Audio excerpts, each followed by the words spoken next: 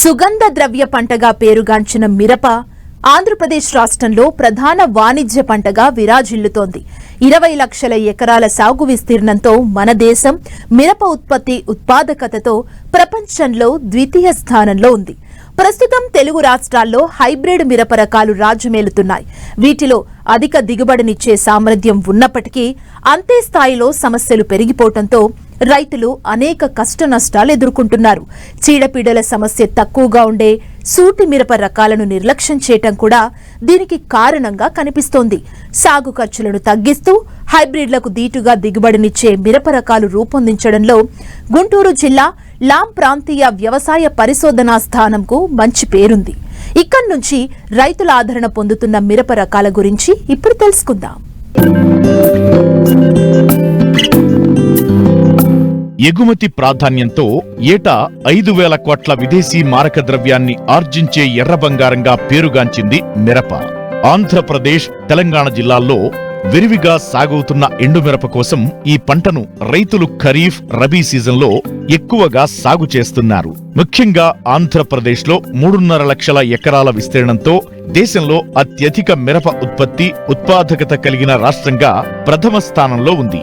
అయితే గత 3 సంవత్సరాలుగా సాగు ఖర్చులు విపరీతంగా పెరగటం, చీడపీడల బెడద ఎక్కువైపోవడంతో రైతులకు లాభాలు తగ్గిపోయాయి. ముఖ్యంగా మిరపపై వైరస్ దాడి రైతుకు కంటి మీద కునుకు లేకుండా చేస్తోంది. గతేడాది వైరస్ వల్ల అనేక ప్రాంతాల్లో నాటిన 2-3 నెలలకే పంటను తీసేయాల్సిన పరిస్థితి ఏర్పడింది. అధిక దిగుబడినిచ్చే హైబ్రిడ్ రకాల సాగు వైపు రైతులు మొగ్గు చూపడం, వీటిలో వైరస్ ను తట్టుకునే రకాలు లేకపోవడం వల్ల మిరప సాగులో లాభ నష్టాల మాట పరిపాటిగా మారింది. మిరపలో అధిక దిగుబడి సామర్థ్యం ఉన్న అనేక సూటి రకాలను శాస్త్రవేత్తలు రూపొందించినప్పటికీ వీటి సాగు పరిమితంగా ఉంది. సూటి రకాల్లో ఎరువుల వాడకం తక్కువ ఉండటం వల్ల చీడపీడల సమస్య తక్కువ ఉంటుంది. దీనివల్ల సాగు ఖర్చులు కూడా అదుపులో ఉంటాయి. వీటిలో కొన్ని రకాలు హైబ్రిడ్లకు దీటుగా దిగుబడినిస్తున్నాయి. గుంటూరు జిల్లా లాం ప్రాంతీయ వ్యవసాయ పరిశోధనా స్థానం నుండి అనేక మిరప రకాలను శాస్త్రవేత్తలు రూపొందించారు. ఈ ఖరీఫ్లో వీటి సాగు ద్వారా రైతులు మంచి ఫలితాలు సాధించవచ్చని సూచిస్తున్నారు మిరప విభాగం ప్రధాన శాస్త్రవేత్త డాక్టర్ శారద. ముఖ్యంగా ఈ లాం ఫామ్ నుంచి విడుదలైనటువంటి G3, G4, G5, CA 960 అంటే సింధూర్ రకము, అపన్న, LCA 334, LCA 206, LCA 305 రకాలు, LCA 353 రకాలు ఎక్కువ విస్తీర్ణంలో గతంలో సాగు చేయడం జరిగింది. అందులో LCA 334 రకం అయితే 2006 సంవత్సరంలో రిలీజ్ చేయబడింది. ఈ రకము కొన్ని ప్రాంతాల్లో హైబ్రిడ్ కంటే కూడా ఎక్కువ దిగుబడి రావడం జరిగింది. హెక్టార్కి 55 నుంచి 60 క్వింటాల దిగుబడిని ఇస్తుంది. కాయలు మధ్యస్థ పరిమాణంతో పొడుగుగా ఉంటాయి. మధ్యస్థ ఘాటు రకం కలిగిన రకం ఇది. ఆ తర్వాత LCA 353 అనే రకము 2009లో విడుదల చేయబడింది. ఇది రకము LCA 334 కంటే కూడా త్వరగా కోతకు వస్తుంది. ఎక్కువగా మనకి తేలికపాటి నేలల్లో సాగు చేయడానికి అనుకూలంగా ఉంటుంది. ఎందుకంటే ఈ మొక్కలు కొంచెం గుబురుగా ఉంటాయి కాబట్టి తేలికపాటి నేల, ముఖ్యంగా శ్రీకాకుళం, విజయనగరం, వైజాగ్ జిల్లాల్లో సాగు చేయడానికి అనుకూలంగా ఉంటుంది. ఇంకా ఈ తర్వాత LCA 620 అనే రకము 2014లో జాతీయ స్థాయిలో విడుదల చేయబడింది. ఈ రకం ముఖ్య అడ్వాంటేజ్ ఏంటంటే ఇది మధ్యస్థ కాల పరిమితి రకం. 170 నుంచి 190 రోజుల కాల పరిమితితో కలిగి కాయలు మధ్యస్థ పొడుగుతో 8 నుంచి 10 సెంటీమీటర్ల పొడుగు, 3 నుంచి 4 సెంటీమీటర్ల చుట్టుకలతో కొంచెం లావుగా ఉంటాయి. హెక్టార్కి ఈ రకము 60 నుంచి 65 క్వింటాల దిగుబడిని ఇవ్వడం జరుగుతుంది. అంతేకాకుండా ఈ రకానికి వచ్చిన ముఖ్య అడ్వాంటేజ్ ఏంటంటే మనకి కాయలు మధ్యస్థ ఘాటుతో మంచి ఆకర్షణీయమైన ఎరుపు రంగుతో ఉంటాయి. అంతేకాకుండా కాయ మొదటి కోత నుంచి చివరి కోత వరకు కూడా కాయ పరిమాణంలో ఎటువంటి మార్పులు లేకుండా ఉంటాయి. కాయ కూడా పొడుగుగా లావుగా ఉండడం వల్ల కోత కోయడానికి అనుకూలంగా ఉంటుంది.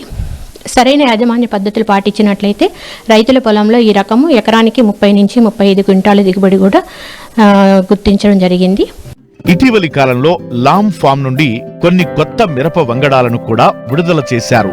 వీటిలో రకాలతో పాటు హైబ్రిడ్లు కూడా ఉండటం విశేషం.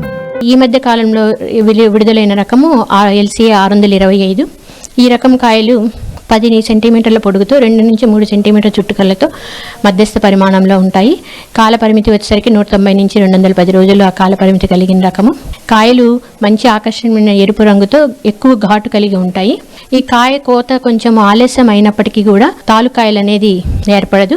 అలాగే మిగతా రకాలతో పోల్చుకున్నట్లయితే కాయ కాడ కొంచెం పొడవుగా ఉండడం వల్ల మనకి కోత కోయడానికి కూడా సులువుగా ఉంటుంది. అట్లాగే 2-3 నెలల వరకు కూడా కాయ రంగు కోల్పోకుండా నాణ్యమైన రకము. ఈ రకం కూడా ఎకరానికి రైతుల పొలాల్లో 30 నుంచి 35 క్వింటాల దిగుబడి రావడం జరిగింది. అంతేకాకుండా ఈ మధ్య కాలంలో LCH 111 అనే హైబ్రిడ్ రకాన్ని కూడా లాంఫామ్ నుంచి విడుదల చేయడం జరిగింది. ఈ రకము హెక్టార్కి 70 నుంచి 75 క్వింటాల దిగుబడితో కుకుంబర్ మొజాయిక్ వైరస్ అనే తెగుల్ని తట్టుకునే రకము. కాయలు మధ్యస్థ పరిమాణంతో మధ్యస్థ ఘాటు ఆకర్షణీయమైన ఎరుపు రంగు కలిగి ఉంటాయి. ఈ రకాలే కాకుండా వివిధ రకాలైనటువంటి ప్రైవేట్ కంపెనీకి చెందిన రకాలు, ఇండో అమెరికన్ వాళ్ళవి కానీ, సింజెంటా కానీ, నూజివీడ్ సీడ్స్ కానీ, ES 341 రకాలు, ఇట్లా చాలా రకాలు కూడా రైతులకి అందుబాటులో ఉన్నప్పటికీ కూడా వీటిలో ఏవో 1-2 రకాలు తప్పితే పూర్తిగా వైరస్ని తట్టుకునే రకాలు అనేవి లేదనే చెప్పాలి.